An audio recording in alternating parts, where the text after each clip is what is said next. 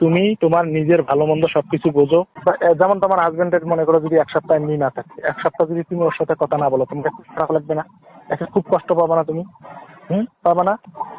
তো ওই এক সপ্তাহ যদি আমার সাথে একটু ন্যূনতম তুমি ভালো মন্দ ভালো কথা বলো, কিছুটা হইলেও তোমার দুঃখ কষ্ট দূর হবে না? হবে না? কিন্তু তুমি আমার কথা কখনো রেকর্ড করবো না, কখনোই কারোর সাথে কথা শেয়ার করবো না, কথা বলা শেষ করে কল লিস্ট গুলো কেটে দিবা। কটা কেটে দাও না? তুমি যদি এইভাবে সারা জীবন থাকে তোমার নিজের যৌবন নষ্ট করতে চাও, সেটা করো।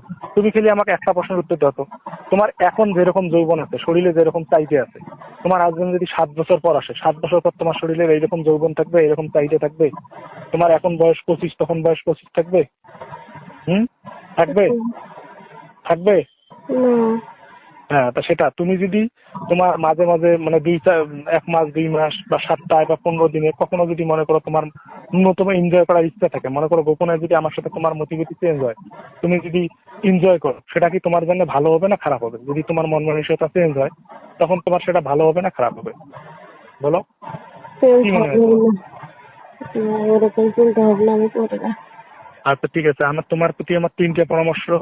একটা আছে, যেভাবে কষ্ট হোক যেটাই হোক খাওয়া দাওয়াটা ভালো করে করো, রূপচর্চাটা ঠিক মতো করো, আর নিজের নিয়ে ভাবো, বুঝছো? নিজের ভালো নিজেকেই বুঝতে হয়। এই যে তুমি এত কষ্ট করে থাকতেছো, একটা লোক তোমাদের সাথে বাটপাড়ি করলো, এই যে তোমার নিজের রূপ যৌবন নষ্ট হয়ে যাচ্ছে, কোনো কিছু নেই। ওই জন্য নিজের ঠিক রাখার জন্য সমাজকে গোপন রেখে নিজের যতটুক ভালো, নিজের যতটুক করা যায় এতটুক করতে হবে। তোমার যৌবন নষ্ট হইলেও কারো কিছু যায় আসে না, তুমি মারা গেলেও কিছু যায় আসে না, তুমি বুড়ি হলেও কিছু যায় আসে না। তুমি যদি কখনো মনে করো যে না ভাইয়ের সাথে আমি সময় কাটাইতে পারো, যদি মনে করো ভাইয়ের সাথে কথা বলি শুধু বলতে পারো, যদি মনে করো যে না ভাইয়ের সাথে এমনিতে পাশে নিয়ে হালকা মেসেজিং এটার মধ্যে রাখি থাকতে পারো। আমি কি কথা ক্লিয়ার বোঝাইতে পেরেছি?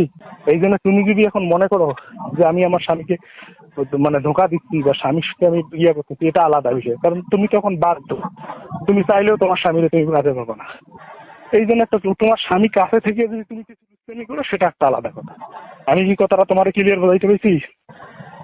ওই জন্য তোমার মন মস্তিষ্ক যখন চেঞ্জ হবে, তোমার যখন কোনো কিছু মনে হবে, তখন আমাকে ডাকবা বা আমার সাথে কথা বলবা, যেটা ভালো লাগে সেটা করবে। কিন্তু কখনো মন খারাপ করে থাকবে না, কখনো রূপচর্চা না করে থাকবে না, কখনো নিজেকে কষ্ট দিবে না। আমি কথাটা বোঝাইতে পেরেছি? ঠিক আছে, আজকে আর কথা বলার সুযোগ হবে না, কালকে আমি তোমাকে আবার ফোন দিব। হ্যাঁ।